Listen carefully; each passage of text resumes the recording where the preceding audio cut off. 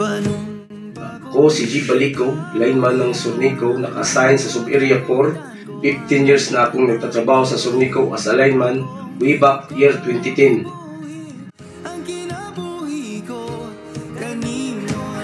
Ang akong inspirasyon nga nahimong usa ka lineman nagsugod sa akong naunang trabaho, diin kanunay kong magkit-an ang akong kaugalingon sa taas nga mga lugar atol sa pagtukod sa mga high-rise nga building o pagputang sa mga structural nga suporta. Ang pagtrabaho sa ingon ani nga environment nagtudlo kanako sa pag-overcome sa mga kahadlok, value, safety ug appreciate sa importance na teamwork. Kini nga mga experience nagfuel sa akong passion alang sa challenging ug makalingaw nga trabaho ug ang paglineman nahimong natural nga dalan naghatag gigayon nga magamit ang akong skill ug contribution sa pagdala og kahayag sa kuryente sa mga komunidad.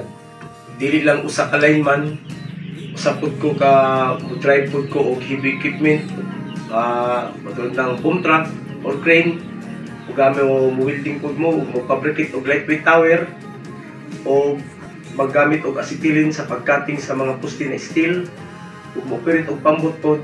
Dili lang usa ka lineman ang akong trabaho, multitasking og all around. Kung ang unoy ako ikahatag sa kuop na makaya sa ako abilidad, buhaton na ko ang tanan. Ako ang dalangpan, ako imong tamin o ginagiban. Ang adlaw-adlaw nga trabaho isip lineman kapoy og lisod sa lawas, apan napuno kini sa kalipay ug kalingaw tungod sa lig-on nga pag nag-uban, pag-igalaay sa akong mga kauban sa trabaho. Ang katawa, pagigiusa ug hagit sa among giatubang uban naghatag bilis sa matag adlaw nga nahimo sa akong kakapoy, mahimong usa ka hinungdanon ug dili malimtan nga mga experience.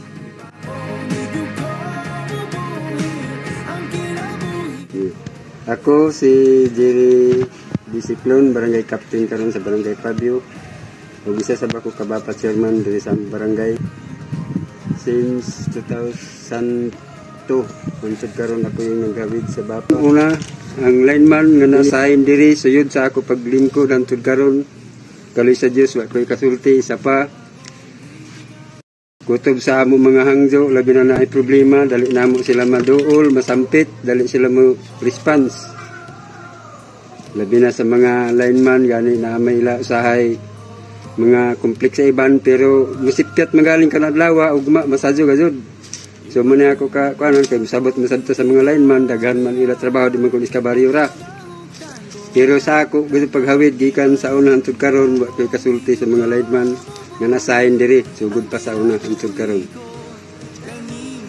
So daghan salamat siguro maray kasulti ug may hapon sa tanan.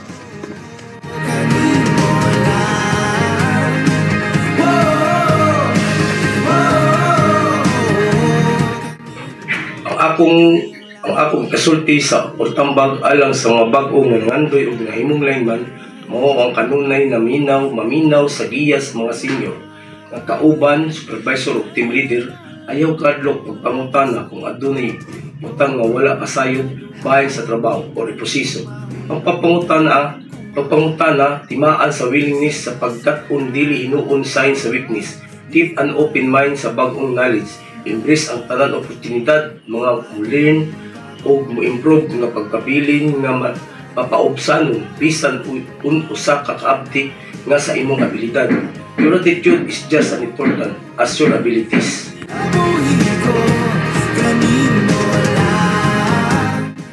Ang akong personal nga mensahe sa akong mga kauban nga lineman mao ang tinahuray kita og magbanding sama usa ka tinuod nga igsoon. Mas dagan ang oras nga atong ginagahin uban sa matag usa kaysa sa atong kaugalingong pamilya.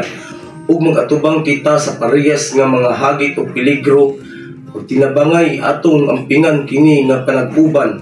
Magtinibangay sa maayong panahon ug sa lisod nga kahimtang ug magtrabaho isip usa ka team. Kaya ang atong panig-usa mao ang labing kusgan natong persa.